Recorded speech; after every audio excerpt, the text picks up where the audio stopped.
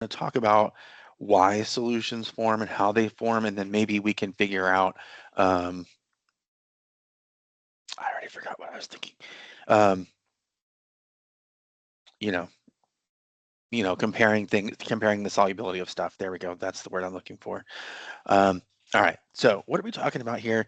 We're looking at what I'm calling the molecular view of solutions, and I stole that from the textbook as a header. But really, I want to think about why solutions happen and how they happen and that kind of stuff.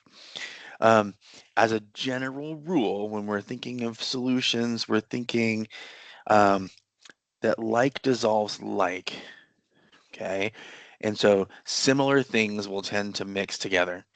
Okay, we're going to talk about what that means. This is a lot of this is going to be due to, again, intermolecular forces. Okay. Doesn't like me to do that. Okay. So as a general rule, substances will tend to mix together. This is something called entropy, and we're going to talk a lot more about entropy later on in the semester. But just as a kind of a thinking idea here, entropy relates to disorder. That didn't help it at all. Oh my gosh, I'm starting over. Okay. Disorder. These videos wouldn't be so long if I didn't have to keep redoing myself. All right. So what this means is, so like here we're looking at two separate gases. Remember we talked about this in Gen Chem 1 when we talked about gases, and we said that um, gases will behave independently in a mix of gases as long as they don't react with each other. So that's what we're looking at here. With two gases, they're separated by this barrier wall here. And if we remove the barrier, in a very short amount of time, the gases are fully mixed together. There's no, they're totally out. So here we have a gas solution, okay, because everything has been mixed together. Okay. Now, it's also important for us to think about this um, because I think it's kind of fascinating. If we didn't have intermolecular forces, then the entire universe would just be a homogeneous mixture of gases. Okay, life wouldn't exist and all that fun stuff. So this is one thing that's holding things together. But as we saw before with miscible and immiscible, um, not everything dissolves. Not everything makes a solution. And so there's something else at play here, and that is the intermolecular forces. Okay. And how a solution forms depends on what the intermolecular forces are. So we can have solutions that have dispersion forces or dipole-dipole forces, hydrogen bonding forces, ion dipole forces, and all of these things will contribute to what is going on. Okay. Um, yeah, so these are our key forces here. Ion dipole, we haven't really talked a ton about, but we're going to focus in on that in a little bit here too.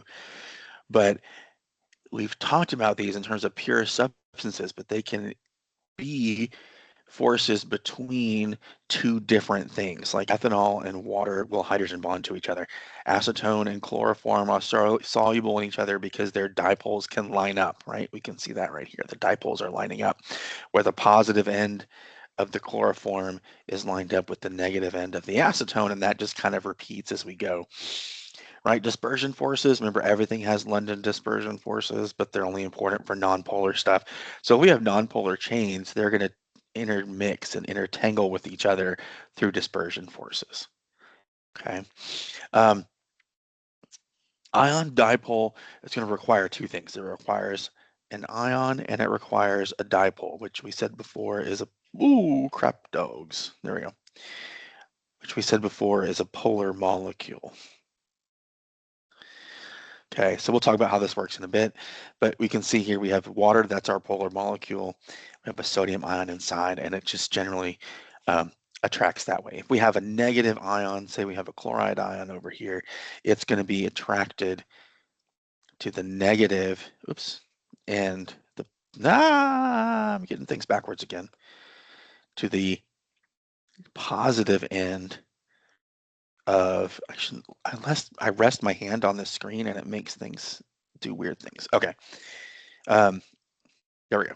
So the positive end of the water is attracted to the negative chloride ion when we do that. Okay. Um, yeah. So what we're thinking about at this particular moment are molecular solutions.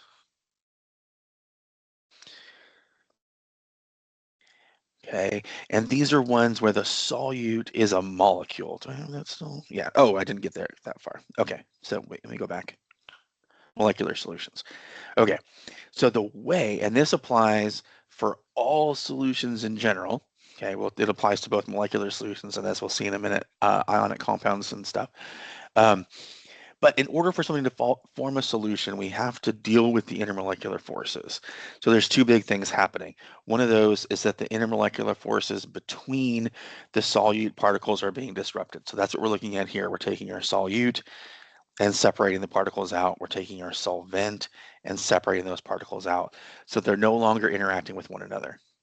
Okay. The other thing that matters is the solute-solvent interactions, and that's going to be when these two things are mixed together, they should interact with each other. Okay, and if they interact well with each other, that lowers our energy and will make the solution over here. Okay, so we have to break intermolecular forces between solute molecules, and we have to form intermolecular forces between the solute and the solvent forces. So our goal here is we want to have stronger solute solvent forces um, than uh, than the solute. And we'll talk about this a little bit too here. Not necessarily stronger than the solute, but it has to be comparable, right? If you have something that only has hydrogen bonding that's nonpolar and you mix it in something that's water, you're going to have to replace all those hydrogen bonds in water with forces from the solute, and the solute is nonpolar and it only has dispersion forces. So it doesn't work because the forces aren't balancing out. The forces aren't strong enough to make up for losing the hydrogen bonding of the water. Okay. Um, so molecular forces, molecular solutions, excuse me, have molecules as their solutes. Okay. And the way to think through this is just compare the forces, and then we're going to decide whether or not they're going to be soluble in each other. So if we compare, here we have heptane and octane. These are both hydrocarbons. They're both C and H only, right? So this guy has London forces as its strongest. This guy has London forces as its strongest force. And so together these guys should make a solution. So this should be soluble. Should be soluble. Okay. We could even label this, since they're both liquids, we can label this as miscible. Okay. Now, if we take our heptane again and try to dissolve it in water, this is kind of what we were just talking about. If we get our heptane and try to dissolve it in water, we want to look at our forces. So this heptane, again, only has London forces. The water has London forces, but it also has dipole-dipole forces, and it also has hydrogen bonding. Okay. Now, the key here is we have hydrogen bonding trying to make London forces, and that's not going to work. Okay, so this should be insoluble. And again, they're both liquids. We could label this as immiscible. So if we took and made a sample that was heptane and water, we would actually see that we have two layers, and the heptane would be on top and the water would be on the bottom, because water is more dense. Okay, they wouldn't mix together. If we did that with heptane and octane, we would just see one layer where they're together because they're miscible together. Okay. All right, what do we have next? All right, so let's look at these two guys and think about which one of these is going to be more soluble in water. We have ethanol, this dude on the left, and we have ethanethiol, this dude on the right. They look very similar. The only difference is we have an oxygen here and we have a sulfur over here. Okay, we want to think about the forces. Remember, it's always easiest to find hydrogen bonding things first. Okay, so here we have this big old OH right here. This OH can do hydrogen bonding. Okay, this is an SH. SH is not going to do it. So the strongest force over here is going to be dipole-dipole. because this is a polar molecule, because we have a sulfur over here that's negative, and that makes this end kind of positive, right? So we have this dipole moment here, so this is going to work.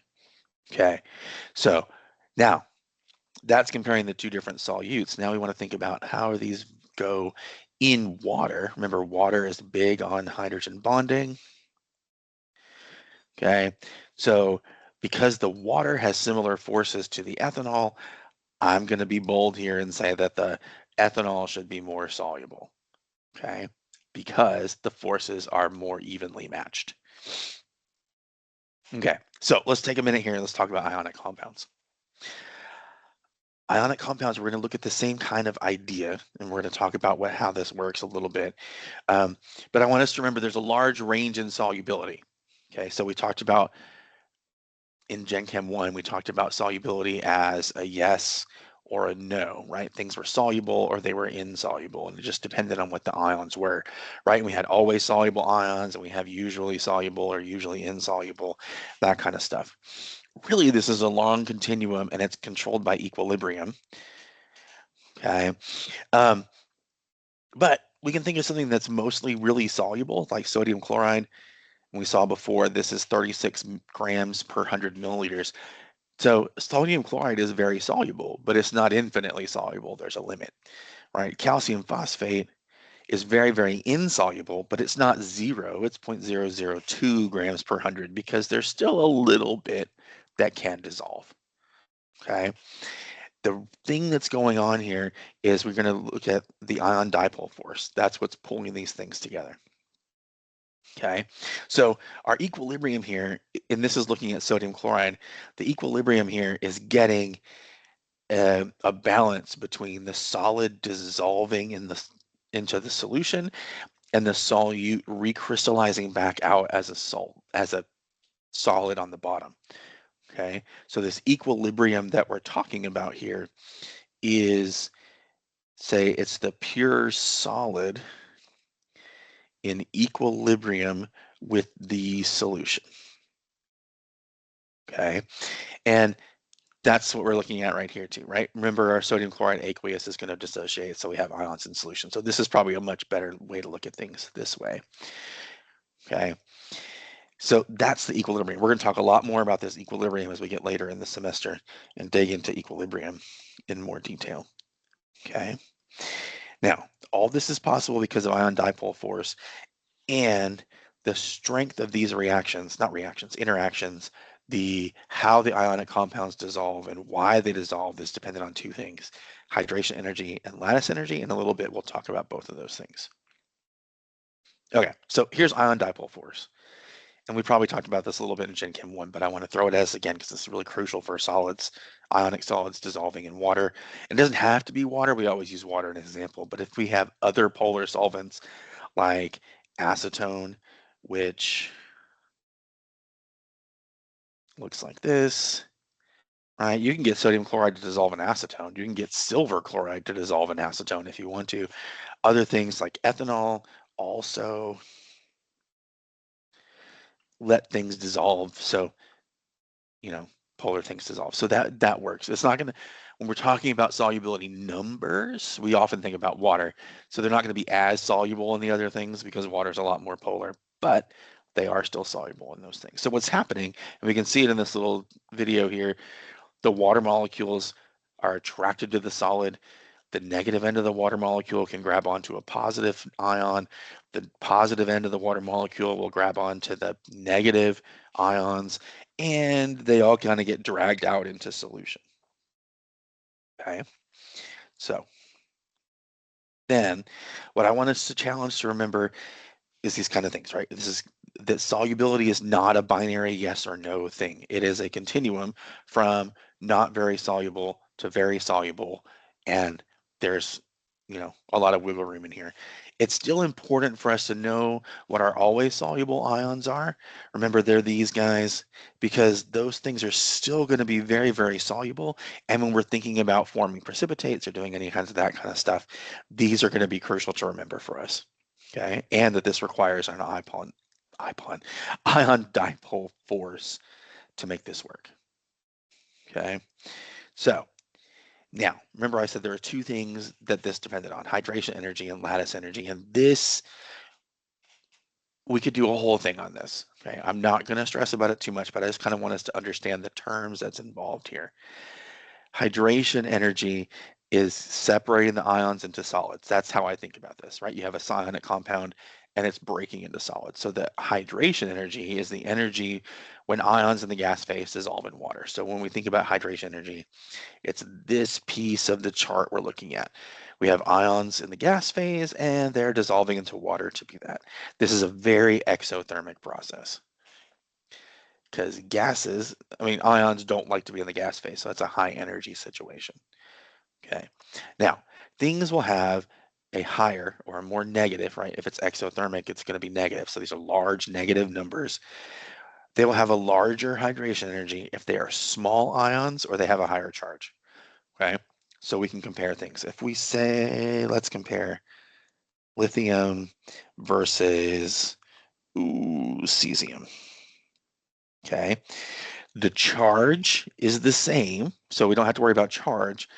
But if we look, cesium is so much bigger than lithium. Remember, it's our periodic table is lithium, sodium, potassium, rubidium, and cesium. So lithium to cesium, cesium is very large, lithium is very small. So lithium is going to have the stronger, the more hydration energy because it's a lot smaller than the cesium. Okay. We can also compare, say, ooh, I like this, sodium versus magnesium versus aluminum. And the three of these guys, I'm using cations as our example, but all these rules apply, all these guidelines, thoughts apply to anions as well. So sodium, magnesium, and aluminum are all kind of in this, they're all in the same period, and so they're all roughly the same kind of size. So we can kind of ignore size here and think about charge. Okay, so here for charge, right, 1 plus 2 plus 3 plus, well, our 3 plus is a higher charge, so that's going to have the higher lattice energy. Okay, now, not lattice energy, hydration energy. It says it right here. I'm stupid. I'm sorry. Hydration energy. Now we can talk about lattice energy. And lattice energy is the opposite of the hydration energy. We're getting our gas, our solid to turn into the gas ions, which is not a very favorable process. Okay. And so this is, think of the lattice energy as what's holding the ions together, because these guys would much rather be the solid together than the loose ions. Okay.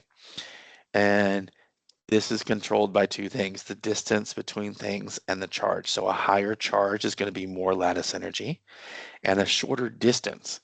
Remember, distance is related to the smaller ions. So when we think about that, smaller ions. So it's really hard to say if we look at, say, I don't know, magnesium sulfide versus barium carbonate, what's going to be more soluble or less soluble just by looking at it, because they're controlled by the same things.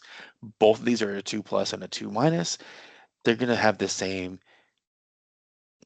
charges. They have similar sizes. Maybe the barium carbonate's a little bit bigger, but we can't really tell comparing these two things because everything is so different. So I don't want us to worry about comparing solubility from a formula. We will figure out solubility comparisons a lot later because we can do it mathematically based on the equilibrium. Okay. But we want to think about things like that. But we can look at them and say, okay, which of these is going to have the highest lattice energy? Okay. They're both 2 plus and 2 minus. So the charge doesn't matter. So let's think about the distance between them.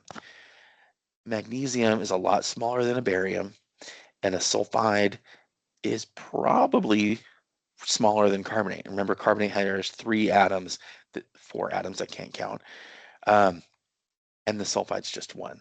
So this is going to have a larger distance. And because it has a larger distance, this guy is going to have the lower lattice energy. So then the magnesium sulfide is the higher lattice energy. Okay. Oh yeah, so we're almost done. I just want to remind us, these always soluble ions. These are probably in the handout too. They are there as well. One crucial thought, and I'm going to guarantee you a bunch of you guys are going to forget this, and I really hope not. So I'm trying to fix this so we don't forget it. We have to have an ion dipole force for the ions to be soluble in water. Okay, this is crucial. So our main thought here is ionic compounds are never soluble in nonpolar solvents. Never. Okay. So what I want you to do is not fall into traps. So if we look at this question, in the experiment, we have iron chloride and we dissolve it in benzene. No, we added it to benzene. We want to know what the concentration is. Okay. Think through this. Let me change colors here. Okay. So this is ionic, right? We have ions there. We have whatever. Benzene is C6H6. This is non-polar. So can we get an ion dipole force? Remember, we need the ion dipole force, okay, which we cannot have here because this dude is, I have screwed my slides up here. There we go. Because this dude is nonpolar. Okay, so the only correct answer here is say the concentration is going to be 0 because the iron is not soluble in benzene. Okay, I hope that works okay. Keep thinking, keep asking questions. Let me know if you need anything, and I will catch up with you later.